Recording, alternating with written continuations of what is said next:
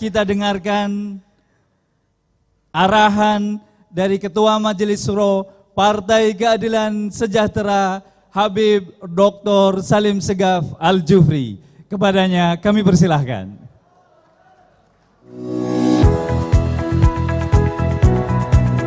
Tidak.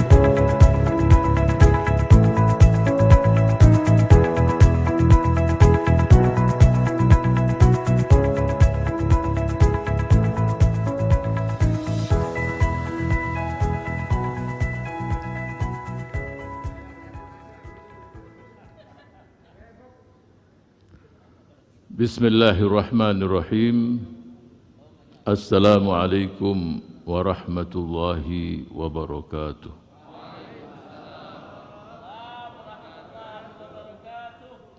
Alhamdulillahil qail fi kitabihil karim. A'udzu billahi as-sami'il alim minasy syaithanir rajim.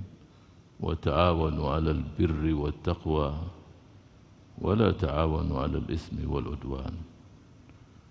أشهد أن لا إله إلا الله وأشهد أن محمدًا عبده ورسوله سيدنا وحبيبنا محمد القائل يسروا ولا تعسروا وبشروا ولا تنفروا وعلى آله وصحبه ومن ادعى بدعوته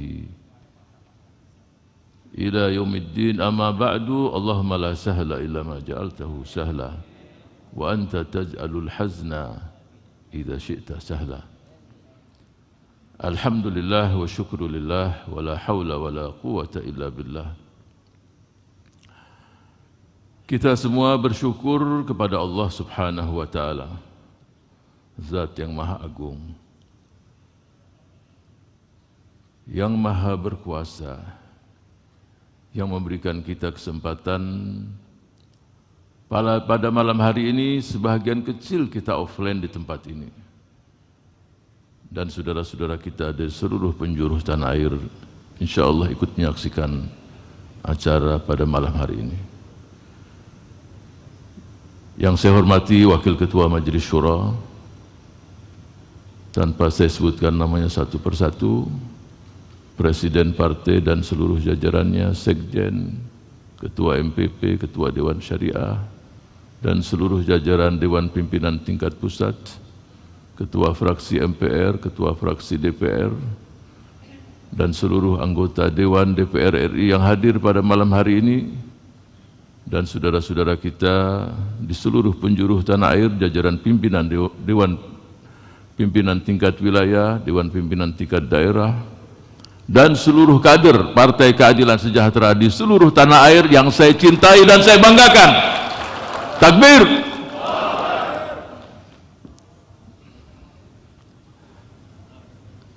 Yang ingin saya sampaikan seperti tema yang tertulis di sini, terus melayani dan membela rakyat. Satu tema, dan ini saya yakin hasil Rakernas terpanjang di dunia. 18 hari siang malam lagi. Tidak mungkin Rakernas cuma siang, kan ada malam juga. Walaupun malamnya itu sebagian juga pasti dipakai untuk tidur. Dan mimpinya itu muncul ide-ide dan gagasan-gagasan yang indah. Bayangkan sambil tidur mimpi muncul gagasan-gagasan baru. Jadi selama 18 hari memang saya lihat-lihat acara Rakernas Partai A, Partai B, C paling 2-3 hari. Ini 18 hari, Masya Allah.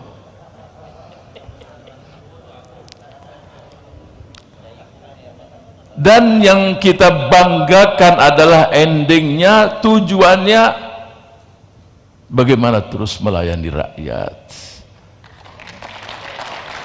mewujudkan cita-cita dan keinginan kelompok marginal, kelompok miskin, para buruh, para petani, para kelompok-kelompok miskin, ibu rumah tangga, dan seluruh komponen bangsa. Banyak keinginan, cita-cita mereka. Dan mereka berharap kalaupun saat ini mereka dalam kondisi susah, mereka berharap ke depan anak cucu mereka bisa meraih kehidupan yang lebih bagus ke depan. Siap mewujudkannya biiznillah?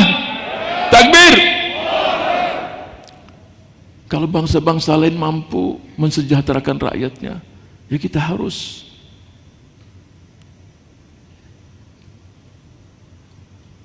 Saya teringat peristiwa di Izmir 1 tahun lalu. 1 tahun lalu gempa yang begitu dahsyat, 25.000 rumah hancur, ribuan luka-luka, yang meninggal tidak sampai 50. Tapi dalam waktu 1 tahun pemerintah Turki membangun 25.000 dengan fondasi dan kekuatan yang jauh lebih bagus. Kalau bangsa lain mampu, kenapa kita tidak mampu? Dan yang membuat saya tersentuh di hati, Presiden Turki Recep Tayyip Erdogan, dia mengatakan negara tidak akan bahagia sampai rakyat juga merasakan kebahagiaan. Dan yang ungkapan yang berikutnya dia katakan, orang-orang tua kita memberikan definisi negara adalah seorang ayah, seorang bapak, dan rakyat adalah anak-anaknya. Tidak mungkin seorang ayah akan melentarkan dan menyengsarakan rakyat-rakyatnya. Jadi kalau negara adalah ayah dan bapak, tidak mungkin mensia-siakan anak-anaknya, menyengsarakan anak-anaknya, menyengsarakan rakyatnya. Tidak mungkin itu terjadi. Kapan negara kita mampu mewujudkan hal yang demikian? Kalau negara lain mampu, kita harus mampu. Dan saya berharap dan saya perintahkan, instruksikan di sini seluruh kader-kader PKS yang menjadi gubernur, bupati, wali kota harus meniru junjungan kita Rasulullah Sallallahu Alaihi Wasallam, yang sebentar lagi akan saya akan jelaskan apa yang dilakukan oleh Rasul Sallallahu Alaihi Wasallam. Ada 3 hadis yang akan saya sebutkan dan 1 contoh dari Sayyidina Umar radhiyallahu anhu. Hadis yang pertama, ketika baginda Rasul Sallallahu Alaihi Wasallam hijrah ke kota Madinah. Ketika beliau berada di kota Mekah, Rasul musuh kaum kufar Quraisy, tapi mereka-mereka yang kaya raya menitipkan harta bendanya kepada Rasul kita Sallallahu Alaihi Wasallam. Al-Amin, pasti aman. Dan ketika hijrah ke kota Madinah, Islam tidak menghalalkan segala cara. Dipesankan kepada Sayyidina Ali radhiyallahu anhu, wa karramallahu wajhahu, kembalikan harta ini kepada pemiliknya. Selama 3 hari Sayyidina Ali, sampai terlambat menyusul Rasul 3 hari, dikembalikan semuanya. Rasul berangkat ke Madinah dengan sangat sederhana.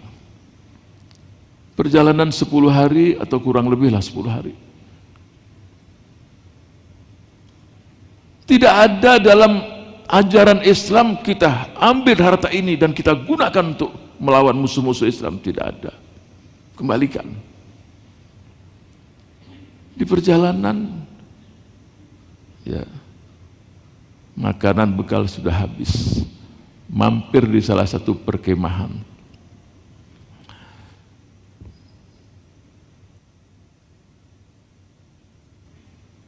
Memang bangsa jahiliyah, tapi ingat, ada nilai-nilai yang tidak dimiliki oleh bangsa-bangsa lain di dunia. Jadi ada pertanyaan sederhana. Wallahu alam, Allah Maha tahu. Kenapa risalah Islam diturunkan di bangsa Arab? Kenapa tidak di Romawi, di Persia, bangsa-bangsa yang sudah punya peradaban besar? Bangsa yang miskin, yang tidak begitu dikenal. Kenapa tidak diturunkan kepada bangsa-bangsa lain?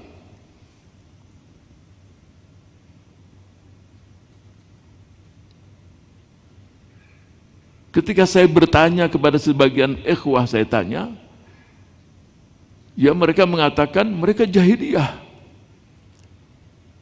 Ya benar, penyembah berhala, dan mereka juga punya sekian banyak kerusakan, tapi ada nilai-nilai yang sangat positif yang tidak dimiliki oleh bangsa lain. Apa itu? Jiwa kesatria, pemberani, tidak ada cerita bohong. Anas ibn Malik mengatakan, kami tidak tahu bohong dan tidak tahu definisi bohong apa itu. Pemurah, jujur, hafalannya cepat. Ya. Sekali mendengar hafal sudah. Kita sekali mendengar hafal. Hafalan berikutnya hafal juga, yang pertama hilang.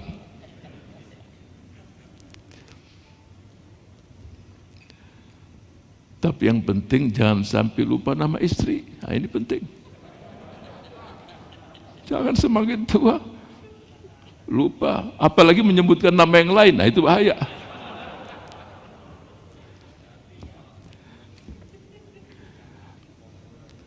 Kalau udah jam-jam begini ada yang ngantuk, jadi mesti dibangun. Bayangkan 18 hari Rakernas ini, apalagi pakai nikop semua begini, tidur pun kita tidak tahu. Jadi tolong saling mengingatkan. Nah, itu ta'awun 'alal birri wat taqwa. Ya. Jangan kening jauh-jauh di depan nih, kalau tidur anak udah nggak tahu lagi juga.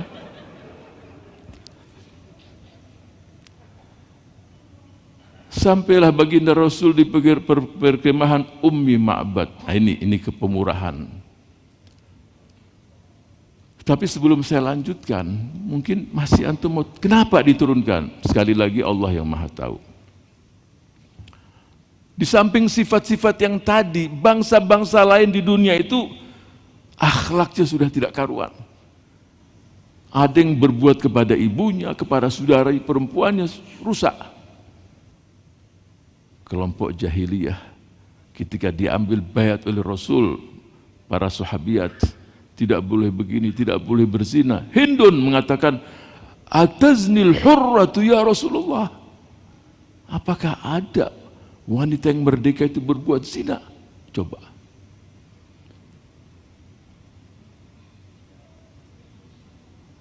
Jadi menghargai wanita, menjaga tetangga, luar biasa. Walaupun beda agama. Sehingga salah satu sahabiat muslimah, suaminya di Madinah, dia udah masuk Islam, bawa anaknya untuk berangkat ke Madinah. Tetangganya melihat di Tanim, artinya di luar kota Mekah. Wahai saudaraku, mau kemana? Ini tetangganya. Saya akan ke Madinah nyusul suami saya. Bagaimana kalau terjadi sesuatu di jalan, kamu sendirian, saya antar. Ini musyrik coba. Apa yang akan dikatakan oleh dunia, kamu tetangga saya, kemudian terjadi sesuatu di jalan, diantar sampai ke Madinah, beda agama. Sampai di sana dia pulang. Jadi menjaga kehormatan tetangga, sudah luar biasa. Jadi tidak ada definisi bohong. Sudah ketika diturunkan Al-Quran, As-Sunnah, sampai. Masih banyaklah contoh-contoh yang lain. Tapi saya kembali kepada Ummi Ma'bad. Dia tidak tahu kalau ini adalah Rasulullah Sallallahu Alaihi Wasallam. Rasul bertanya, adakah sesuatu yang bisa kita, biasa kalau di padang pasir mereka punya onta, punya kambing. Ummi Ma'bad mengatakan, nggak ada susu. Ada kambing betina tua, udah nggak ada. Jangankan susunya, dagingnya pun udah nggak ada. Kurus. Izinkan aku memerasnya. Sambil Rasul berdoa, Allahumma barik, berikanlah keberkahan kepada kambing ini wahai Allah. Diperas, berliter-liter keluar air, coba. Air susunya.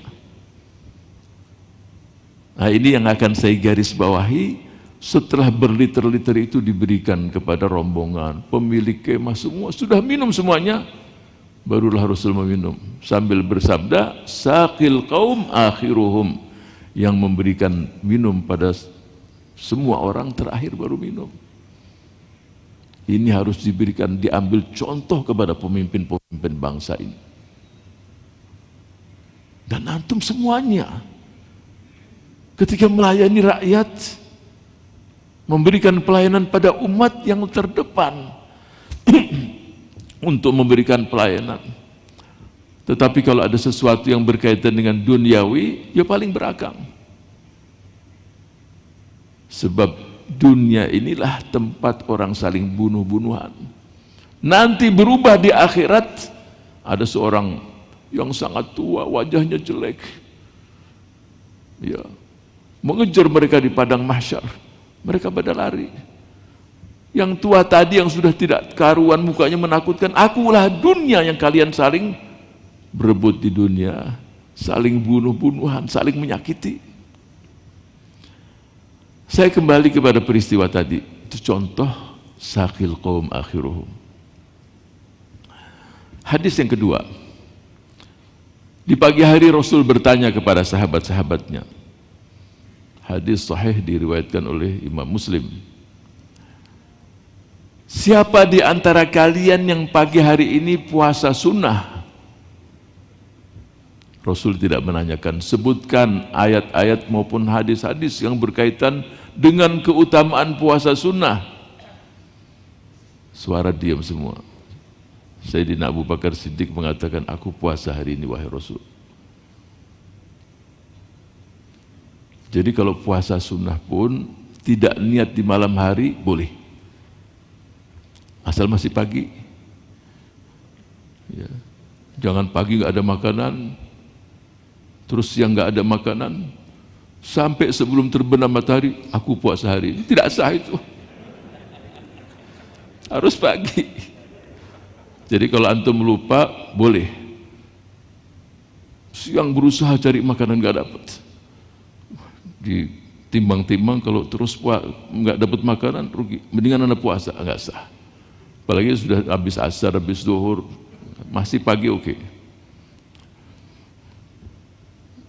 Banyak hadis-hadis yang dicontohkan tentang itu. Yang kedua, Rasul bertanya, siapa di antara kalian yang hari ini sudah mengantarkan jenazah? Ada jenazah yang meninggal. Sayyidina Abu Bakar Siddiq, aku ya Rasul. Siapa di antara kalian yang pagi hari ini sudah berinfak, tidak menanyakan tentang hadis tentang ini? Nah ini kaitan dengan pelayanan kepada masyarakat. Dan siapa? Sayyidina Abu Bakar, aku wahai Rasul. Dan pertanyaan yang terakhir, dan antum sebagian kan para dosen, nggak ada soal di kampus itu satu soal, paling sedikit 3-4. Yang terakhir, siapa di antara kalian yang hari ini sudah menjenguk si fulan yang sakit? Aku wahai Rasul sallallahu alaihi wasallam. Sayyidina Abu Bakar Siddiq. Apa sabda Rasulullah sallallahu alaihi wasallam? Tidak terkumpul sifat-sifat tadi pada seorang mukmin illa wa huwa min ahlil jannah, orang surga. Ini orang semacam ini, sahabat semacam ini, Sayyidina Abu Bakar Siddiq, cerdas secara spiritual dan cerdas secara emosional. Dan tidak disebutkan jumlah infaknya berapa. Sebab dalam hadis yang lain, sabaqa dirhamun mi'ata alaf dirham. Taruhlah 1 dirham, kita uangkan, taruhlah 10.000 lah. 10.000 itu menyelip sampai 1 juta. Atau 1.000 rupiah menyelip 1 juta. Nilainya lebih besar daripada 1 juta. Sebab apa? Sebab seseorang yang berinfak dengan 1.000 rupiah, hartanya cuma 2.000. 50% dari hartanya diinfakkan. Ini harus lihat-lihat ini, tangganya bisa jatuh. Sini saja ya.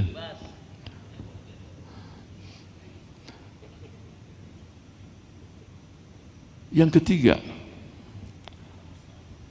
jadi khidmat yang dipikirkan orang lain.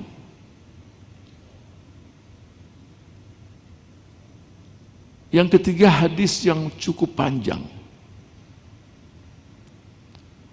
Dan kalau kita praktekkan hadis ini, yang bahasa kita terus melayani dan membela rakyat, ya Allah, pahalanya luar biasa. Dalam hadis yang panjang itu Rasul bersabda, li'an yamshiya ahadukum fi qada'i hajati akhihi khairun lahu min an ya'takifa fi masjidi hadha syahran. Nah, kalau kita punya kumpulan hadis-hadis sahih yang ditulis oleh Syekh Albani, seingat saya jilid 2 halaman 608, dia mengatakan hadis ini sahih. Hadis ini diriwayatkan oleh Ibnu Abid Dunya dan Tabarani juga. Kalau seseorang keluar dari rumahnya, membantu saudaranya, menyelesaikan masalah saudaranya, apakah kemiskinan, apa saja yang dia, khairun lahu, yang demikian lebih bagus daripada iktikaf di Masjid Nabawi 1 bulan lamanya. Itu bayangkan. Nggak bisa ke Mekah, nggak bisa umrah. Kalau setiap hari 1 jam, setengah jam, yang miskin dikunjungi, yang ini dibantu. Jadi semakin kita melayani, yang bahagia, yang melayani itu sendiri. Coba. Terjadi satu di hati itu kebahagiaan tersendiri. Tidak mungkin seseorang itu merasakan kebahagiaan kecuali memberikan kebahagiaan pada orang lain, membuat orang lain tersenyum. Kemudian yang keempat, nah ini contoh dari Sayyidina Umar. Sayyidina Umar kalau sudah malam hari keliling kota Madinah, ya jalan kaki, naik apa sajalah. Suatu malam dia jalan dengan Abdurrahman bin Auf, konglomerat. Bayangkan kalau seorang pemimpin di malam hari keliling kota, apalagi ada tanah-tanah kosong. Di saat itu Sayyidina Umar nggak pikir, wah ini mungkin dibuat mall ya, ini dibuat ini buat perumahan, ini proyek ini, nggak ada. Yang dicari orang-orang yang susah. Kalau sekarang, wih, ini tanah kosong ini, kelihatannya sertifikatnya nggak jelas ini. Atau rumah-rumah kumuh. Apa saja bisa dilakukan kalau pemimpinnya tidak mau cinta sama rakyatnya. Wah ini kelihatannya sungai atau kali, kalau sungai susah dibelokkan. Kalau kali, wah ini kelihatannya bisa kita belokkan ke sini. Ini tanah bagus, kelihatannya begini. Udah macam-macam. Sayyidina Umar tidak, yang dicari orang yang susah. Suatu malam dia jalan sendiri. Ini bisa kita ambil contoh nanti dari peristiwa ini. Suami mengingatkan istri, istri mengingatkan suami. Dia lihat ada kemah baru. Berarti ini masyarakat Badui yang dari daerah jauh buat kemah di situ. Si Badui ini nggak kenal dan saat itu nggak ada media. Dia lihat ada suara wanita di dalam. Ditanya siapa? Istri saya mau melahirkan. Saya nggak tahu mau kemana ini. Terus pulang Sayyidina Umar. Sampai di rumah mungkin sudah jam 9, setengah 10. Istrinya udah tidur. Dibangunin. Wahai istriku, mau pahala enggak? Mau fulus enggak? Enggak ada pahala.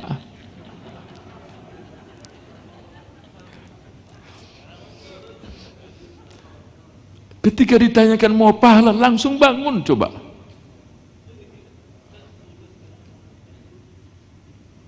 Ini kira-kira kalau sekarang bangun enggak ini?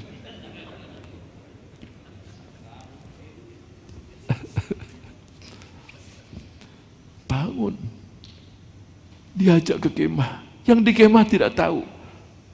Umar bin Khattab radhiyallahu sudah bak gandum, langsung dia buat roti di situ. Sudah, ini yang di kemah ini nggak tahu apa-apa, masuk ke dalam. istrinya mampu berperan sebagai seorang bidan, coba.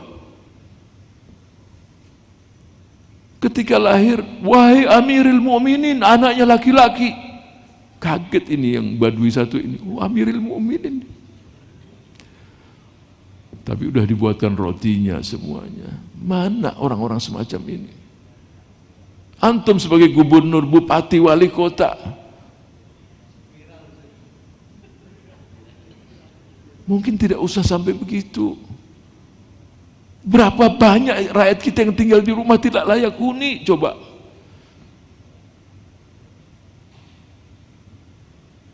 $2.300.000 rumah tidak layak huni. Rumah Aladin. Tahu singkatan Aladin? Atap, lantai, dinding kayak Aladin terbang kalau kena angin. Atap, lantai, semua. Mungkin di setiap daerah ada semua. Mungkin sekarang sudah tidak 2.300.000, kalau masa saya 2.300.000. Mungkin sekarang udah 2 juta. Nggak layak. Datangi, sapa. Dan saudara-saudara sebagai anggota dewan, pusat, provinsi, kabupaten, kota, turun, perjuangkan, carikan dana, bantu mereka, buat mereka tersenyum. Mungkin itulah yang membuat kita ditolong dan mendapatkan husnul khotimah nanti di ketika akhir dari hidup seseorang itu sendiri. Mungkin tidak, yang itu mungkin yang paling dicintai oleh Allah Subhanahu wa taala. Wala tastazghir hasanatan fa innaka la tadri bi ayyi hasanatin tudkhiluka al-jannah. Jangan menyepelekan amal yang kecil. Kau tidak tahu amal apa yang membuat kamu masuk surga. Jadi pelayanan di PKS ini, itulah jadi inspirasi. Ya, dalam Partai Keadilan Sejahtera itu untuk terus melayani dan membela rakyat. Contoh-contoh begini. Setengah jam, 1 jam seperti etika di Masjid Rasul. Kalau sehari dia melakukan 4-5 kali, coba pahalanya.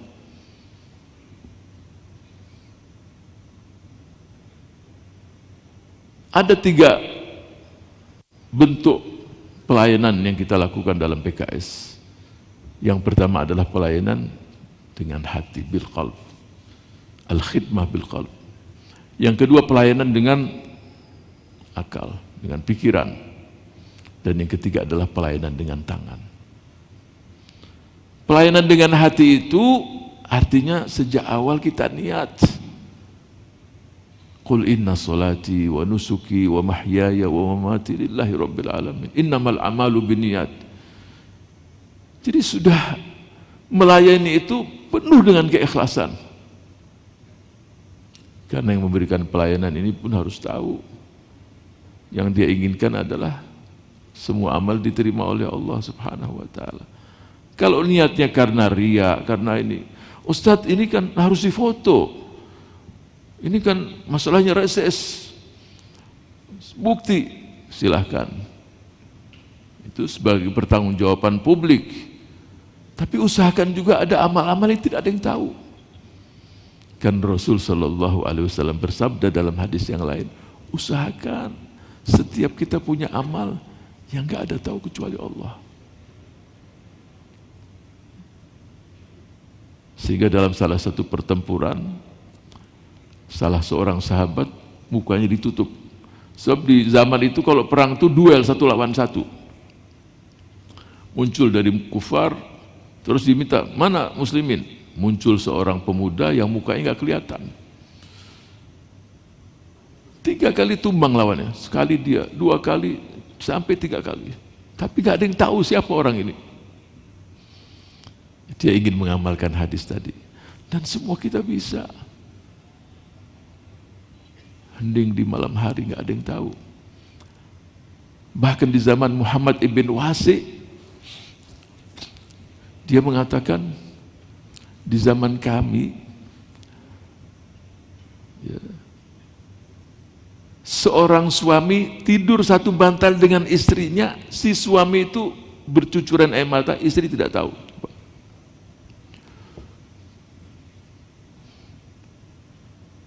Ini bantalnya satu, mungkin bantalnya besar, wallahu alam bantal di zaman itu juga. Zaman itu mungkin besar, kita nggak tahu. Tapi yang jelas satu bantal. 10 tangisan yang hanya diterima satu oleh Allah, yang 9 nggak ada yang diterima. Ya, menangis jama'i. Jadi ini nangis ikut nangis dah. Ya silakan kalau buat latihan, tapi kalau nangisnya itu terus, nah ini harus masalah. Kalau sendiri nggak pernah nangis. Tapi kalau rombongannya banyak, kuat-kuatan paling kenceng dia. Nah ini tangisan yang ada tanda tanya. Kenapa ketika sendiri nggak ada yang ngelihat kok nggak nangis? Itu. Walaupun baguslah, tapi dari 10 tangisan itu cuma satu. Tangisan yang bagaimana? Yang tangis nggak ada yang tahu, takut sama Allah Subhanahu wa taala.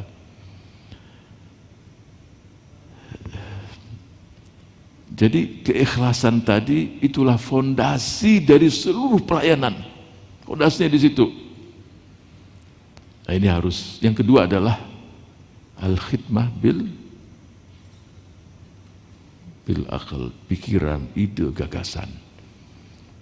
Nah, di sini anggota dewan kita yang di pusat 50, provinsi 190, kabupaten kota 1217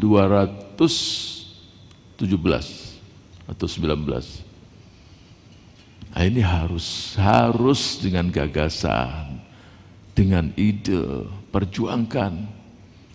Ya, terus dengan itu memang tugas anggota dewan. Ya. Mulai dari pusat, ya, serap aspirasi masyarakat, turun, dengerin keluhan mereka, dan seterusnya. Munculkan gagasan-gagasan, perjuangkan di anggaran, yang nantinya juga tidak hanya retorika saja dan tidak hanya gagasan saja, tapi terwujud bagaimana membantu kelompok-kelompok miskin tadi. Cita-cita mereka terwujud, mendapatkan beasiswa anak-anak mereka yang miskin. Ya, rumah tangga dapat modal, dapat apa saja. Jadi gagasan-gagasan tadi terasa di masyarakat. Dan ini menjadi sedekah jariah. Bayangkan kalau memperjuangkan dan mendapatkan sekian ratus beasiswa, mereka jadi anak-anak yang soleh dan dapat pahala terus. Berikan modal, dia bisa mandiri. Yang dengan modal tadi, alhamdulillah tidak terjerumus dengan kemaksiatan, dapat pahala. Jadi bukan hanya kerja begitu saja, Allah mencatat semuanya. Man dalla ala khairin falahu mithlu ajri fa'ilihi. Jadi menunjukkan yang bagus, mendapatkan solusi, kemudian dia berbuat, dapat pahalanya. Kemudian yang ketiga adalah al-khidmah bil yad. Nah, ini. Nah, di sini peran anggota dewan dan peran eksekutif kita, dua-duanya harus bergerak. Ya. Para gubernur, bupati, wali kota. Tadi saya belum menyapa saudara-saudara kita sebagai gubernur. Jazakumullah khair antum yang sempat hadir dan yang berada di seluruh tanah air. Saya bangga dengan antum semua. Lakukan sebaik mungkin untuk umat. Ya.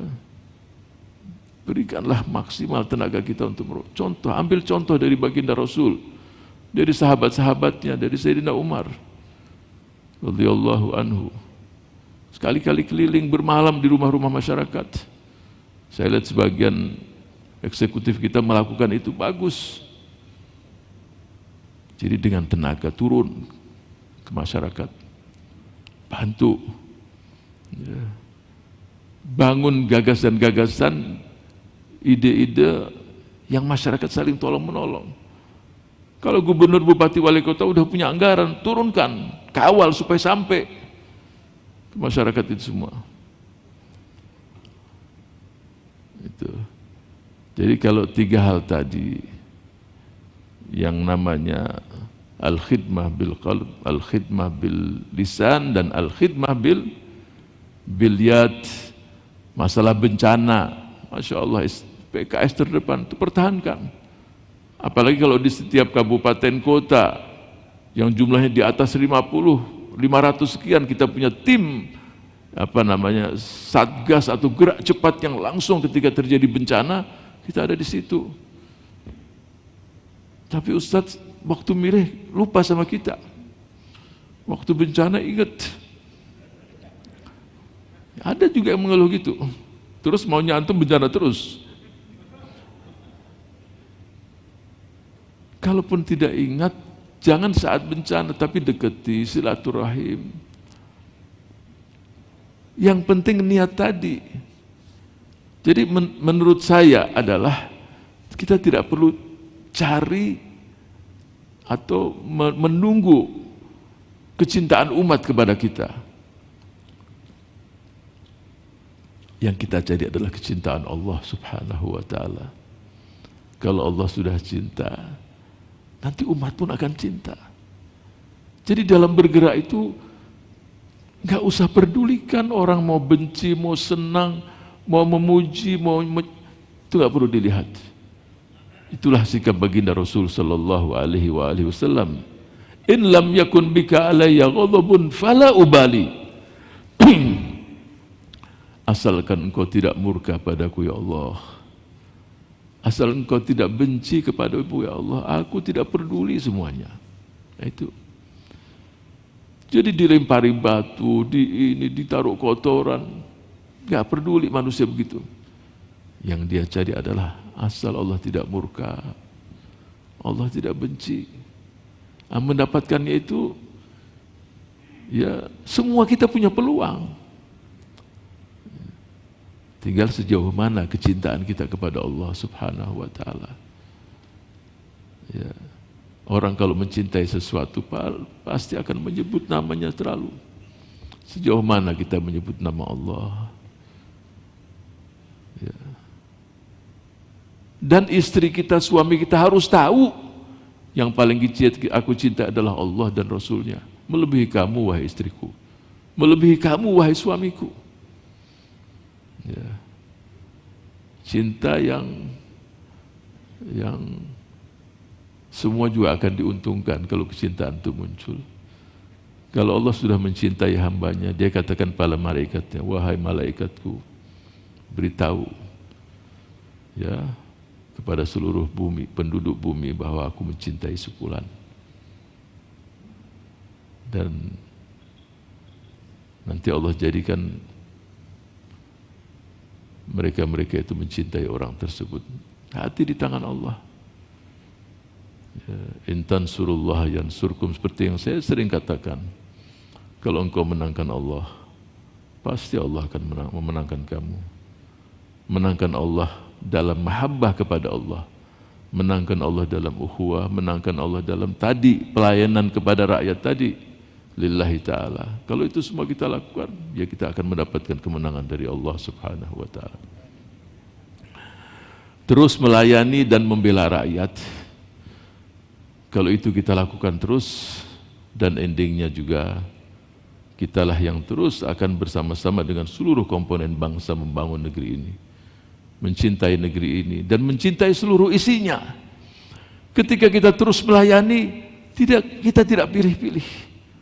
Oh, yang kita layani hanya kelompok tertentu yang memilih kita, tidak. Layani dan bela apapun kelompoknya, apapun sukunya, apapun agamanya. Tapi mereka tidak pilih kita, tidak apa-apa. Kalaupun seseorang tidak memilih kita, dan Allah jadikan kader-kader kita sebagai eksekutif, jangan balas keburukan dengan keburukan. Kalau tidak memilih kita, mungkin saat itu dia tidak tahu. Balaslah dengan kebaikan. Jangan kalah dengan pohon yang rindang dan banyak buahnya. Dilempari oleh masyarakat dengan batu, dibalas dengan buah. Dan Allah Subhanahu wa ta'ala menciptakan seluruh alam semesta, diciptakan untuk memberikan manfaat untuk orang lain. Laut tidak pernah memakan ikannya.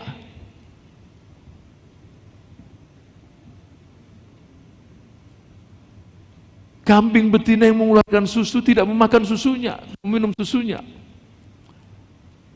Dan tanaman pun tidak memakan buahnya.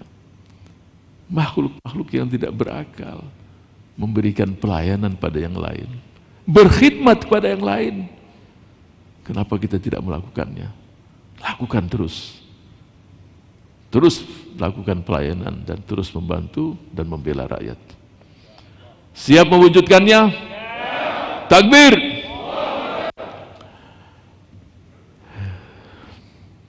Batik tulis dari Pekalongan.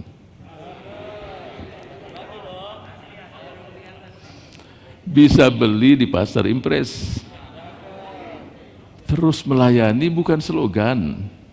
Sudah menjadi DNA PKS. Takbir. Biasa kalau udah pantun-pantun sudah mau terakhir itu kelihatannya. Saudara-saudara sekalian, ikhwah dan akhwat yang saya cintai dan saya banggakan. Apapun yang kita lakukan, melayani, terus membela, semua ikhtiar manusia. Semua untuk menggapai kecintaan Allah Subhanahu wa ta'ala. Khairukum anfa'ukum linnas. Ya, sebaik-baiknya kamu yang paling banyak manfaatnya untuk orang lain. Ya. Jadikanlah diri kita semua ini, ya terutama diri saya sendiri insyaallah, untuk selalu memberikan pelayanan, berbuat baik. Jadilah orang-orang yang soleh dan solehah. Berkatnya besar sudah. Kalau seseorang menjadi orang yang soleh untuk diri, untuk orang lain pun orang merasakan kesolehannya itu. Ya. Apa kesolehannya? Tadi berikan pelayanan, berbuat baik, senyum, apa saja kebaikan yang bisa dilakukan. Tidak mesti harus kaya dulu. Ya. Walaupun kecil, kecil di pandangan kita, besar di sisi Allah Subhanahu wa ta'ala. Besar di sisi kita, mungkin tidak ada nilai di sisi Allah Subhanahu wa ta'ala. Karena di situ unsur riya dan lain sebagainya muncul. Sekali lagi, saya sangat bangga dengan Rakernas yang berjalan 18 hari. Tolong cukup 18 hari, jangan ditambah lagi. Khawatir sepanjang tahun Rakernas terus. Tapi insya Allah dengan Rakernas selama 18 hari dan sudah tersusun renstra yang sangat bagus. Tapi saya tidak ingin rencana kerja, rencana strategis tadi jadi pajangan saja, harus direalisasikan dan diwujudkan. Siap?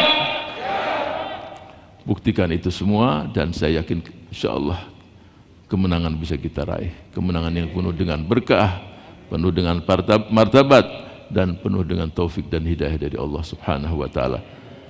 Baiklah, saya ingin tanya tapi berdiri dulu supaya ketahuan yang tidur tidak tidur. Siap menjadi pembela dan pelayan rakyat? Siap. Siap menjadi pelayan rakyat? Siap. Takbir. Allahu Akbar. Takbir. Allahu Akbar. Merdeka. Merdeka. Wassalamualaikum warahmatullahi wabarakatuh.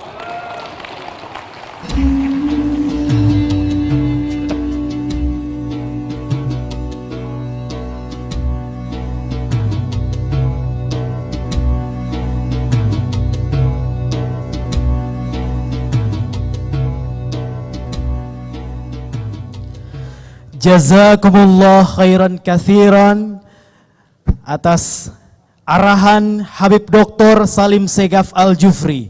Semoga menjadi penyemangat untuk terus melayani dan membela rakyat. Bang Arif, Ya. dan Bapak Ibu sekalian, baru saja